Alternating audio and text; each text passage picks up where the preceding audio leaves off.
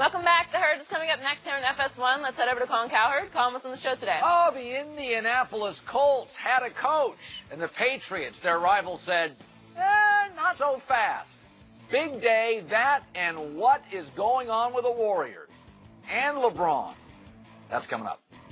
Thanks, Colin. Time for our final topic of the day. The Greek Freak had arguably the dunk of the year last night at Madison Square Garden. He caught the alley-oop and jumped over Tim Hardaway Jr., who is 6'6". Giannis said he didn't even see Hardaway under him. Shannon, is the dunk overrated or underrated? I think it's overrated, Skip. He jumped over a guy. That's not Vince Carter dunking over Frederick Weiss in the 2000 Olympics, because Weiss was 7'1", and he literally jumped over the guy's head. It was a good dunk, Skip, but come on now. The way it broke the internet last night. I don't get it. This, to me, is way overrated, because any dunk in which a great dunker, and he obviously is running full speed, and the dunkee is standing flat-footed and actually trying to back out of the way, and you dunk over him, that's way overrated because it's a dunk contest dunk. It's like asking your buddy to stand 5 or 10 feet from the basket, and you're just going to get a full head of steam and go up over And he didn't have the ball in his hand. No. So it's easier because now he can just run and jump and go get the basketball. That's true. You don't even have to worry about the basketball. Yeah, I think it was overrated, but Tim, See, if I was a basketball player, I'm gonna know what the guy is. Oh no, you can't get. Well, he was trying to get out of the post. Look at this, Skip. That's what's gonna be on the poster. Okay. That's what's up under there. Yeah. You look at. You look. But seriously, he was confused. He was looking at the bench. Is that a rare feat by Giannis? But that's forever, though, Skip. Yeah, you can do that. That's it for us. We'll be back tomorrow at 9:30 Eastern. Right now, Colin Cowherd tells you why Robert Kraft is the ultimate recruiter. The Herd starts now.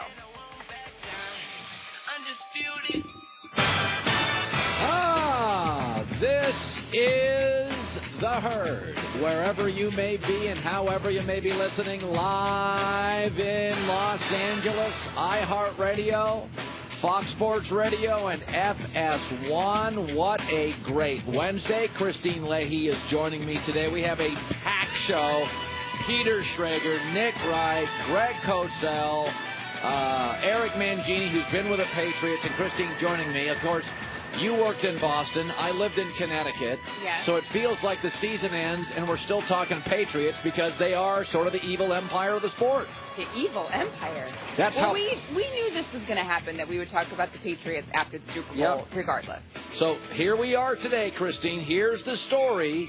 Josh McDaniels has been Bill Belichick's right-hand man, his most trusted assistant, and the Colts were going to pry him away. And then yesterday, Bob Kraft and the Patriots flipped him. Now, it's interesting. It's ironic. Maybe it's coincidental. Today is the day in America. It's National Letter of Recruit Signing Day. This is the day when all the colleges finalize their commitments to players. And what will happen about 15 to 20 times today, maybe 30, a player will get what they call flipped. He says, I'm going to be a Wolverine. I'm going to play for Harbaugh. And at the last second, he flips and goes to Penn State. I'm going to be a Trojan. I'm going to be a Trojan. Last second, he flips to Oklahoma. It's called flipping. The NFL yesterday, Bob Kraft flipped Josh McDaniel. He had verbally committed, like all those high schoolers, to Indianapolis. And Bob Kraft came in. And you know what he sold him? Their owner's crazy. I'm not. Their quarterback, Andrew Luck, has a bad shoulder. Ours is the greatest of all time. Their organization, outside of Peyton Manning, chaos. Ours, stability. They don't know how good they'll be next year. Us, we'll be back in the AFC Championship at minimum. They flipped him. Colin, Josh McDaniels is a jerk. Now, we think this is sinister, and we think it's evil. But he's 41 years old, got a couple of daughters, wife. Maybe just got cold feet. Maybe we're jumping to conclusions. Maybe like a lot of people in America, he gets recruited, says, I want to go someplace. And then his boss comes back in and sweetens the pot and says, I'll give you a little less this, a little more of that.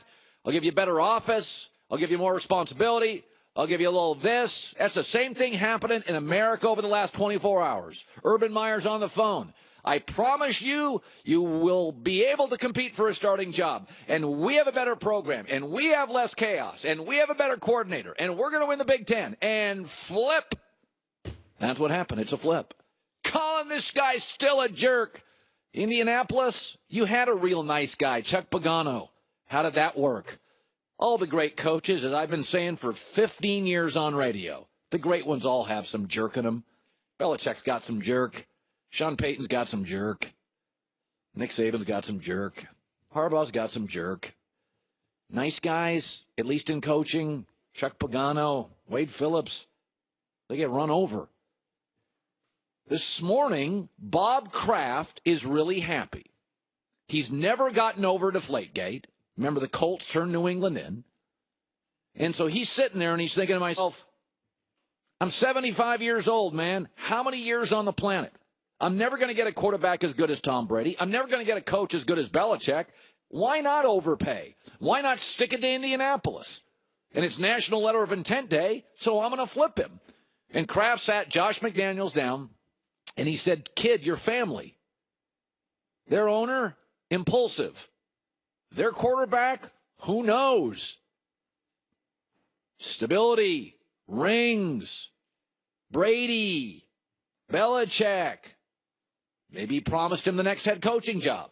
People are denying that this morning, but don't we all kind of know when Bob Kraft sat down with Josh McDaniels, Bob Kraft probably said something like, Bill's not going to be here forever.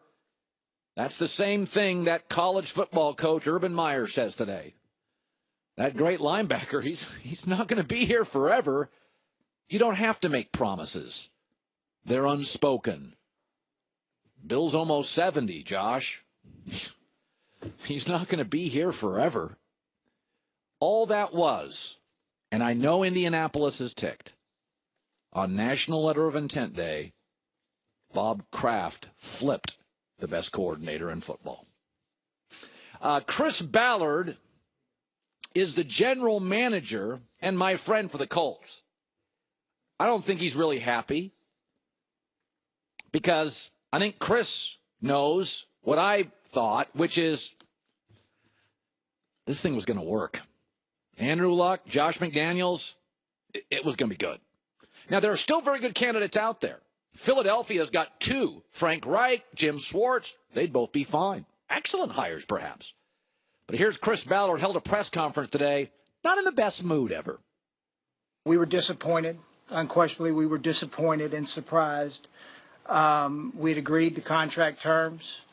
We had an agreement in place. We followed all the rules, did everything right. Very confident Monday evening and Tuesday morning. I got a call Tuesday evening saying he had changed his mind and was going in a different direction. And at that point, I informed our owner. We informed y'all of where we were going, and we'll keep moving forward. Thank y'all. Thanks, Chris. The rivalry is back on. That's good. Let me start with this. I know Chris Ballard. I trust him. I think he's really smart, and I like what he's doing. And I'm bummed out. I shouldn't be, right? I'm a Patriot guy. No, I'm bummed out because it was going to work, and it was going to be awesome. And it was going to be like all those partnerships in the NFL that I love watching. Young quarterback talent, Jimmy Garoppolo, and smart, young, intellectual football coach, Kyle Shanahan. Goff, McVay, Trubisky, Matt Nagy, Bill O'Brien, Deshaun Watson, Doug Peterson, Carson Wentz. I love football, and more than anything, I love the quarterback position, and I have since I was a kid. And what I'm seeing in the NFL right now is awesome. I mean, how much fun was it to watch even Philadelphia's backup, Nick Foles, in the Super Bowl? Trick plays, go for it now, fourth down, out-of-the-box thinking, all sorts of sets. Name a top quarterback talent and a young, bright offensive mind that's not working right now. Some would say Dirk Cutter and Jameis Winston in Tampa, but I would argue the 3 years that Dirk Cutter has worked with Jameis Winston, his passer rating's gone up every year. Jameis still throws too many interceptions for me, and his judgment can be sometimes impaired, but Winston's better with Dirk Cutter than he was with Lovey, or would have been with Lovey. You know what Josh McDaniels is to some degree, and everybody's emotional today? He's Lane Kiffin. Think about it for a second. Young, cocky coordinators, given an early head coaching job, USC and the Broncos both failed. Then they rebound and they go to a top coordinator job where they both win titles. Kiffin at Alabama wins a couple, and McDaniels in New England wins a couple. And they eventually, at some point in their career, have backed out of a job too early. Kiffin bolted Tennessee, McDaniels bolts Indianapolis. Let's take the emotion out of it because it's clouding the truth. Lane Kiffin and Josh McDaniels had the support of Nick Saban and Bill Belichick, the two best football coaches in the world. And they did because they're good. They're good. This hurts. The rivalry's back on. Chris Ballard's bum and should be. This was going to work. And football is better when great young quarterback talents like Deshaun Watson and Goff and Wentz, some would say Nick Foles and Garoppolo and Trubisky, when they get a really smart, young, clever offensive guy. Let me side with Josh McDaniels just once on this. And as I said to open the show, Chris Ballard's got two things working against him: impulsive owner and Andrew Luck's shoulder. Let me just for 1 second support Josh Daniels. Is it possible Andrew Luck's shoulder is worse than the Colts are telling us? I mean, let's be honest here. This thing's been shrouded in mystery. It's been enigmatic for a year. Just think for a second. You're Josh McDaniels. The one place I'll side with him. We don't really know, and I'm not sure the Colts do, what's up with that guy you see on the screen, Andrew Luck. Jim Irsay doesn't do Chris Ballard any favors. Either does that shoulder and the mystery that surrounds it. All right, good stuff today. I thought there was, I don't have, I have an Instagram account, but I have my guys here on the team run it, right? So I don't necessarily run it. Wait, you have the Herd or you have a Colin Cowherd one? No, too? I have the show one. Oh, the Herd, okay. Okay.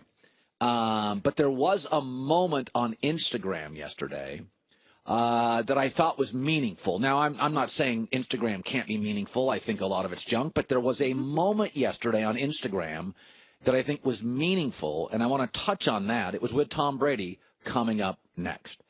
Valentine's Day is now officially 1 week away. Have you thought about what you're doing? Don't fail miserably. Lock it in, fellas. A gift from Sherry's Berries makes the impression. This year, think inside the box. It's fresh, juicy strawberries dipped in milk chocolate, dark chocolate, white chocolate, Swizzles, chocolate chips, chopped nuts. You choose the delivery date this morning, and it's guaranteed. And they'll give you 20% off any gift at Sherry's Berries over $29. All you have to do is go to berries.com. I presume you know how to spell it, but I'll remind you. Berries, berries.com, and enter the code HERD at checkout. We've been snacking on these things for 2 days. Sherry's Berries, berries.com, code HERD. Absolutely fantastic. This year at Valentine's, a week away, think inside the box.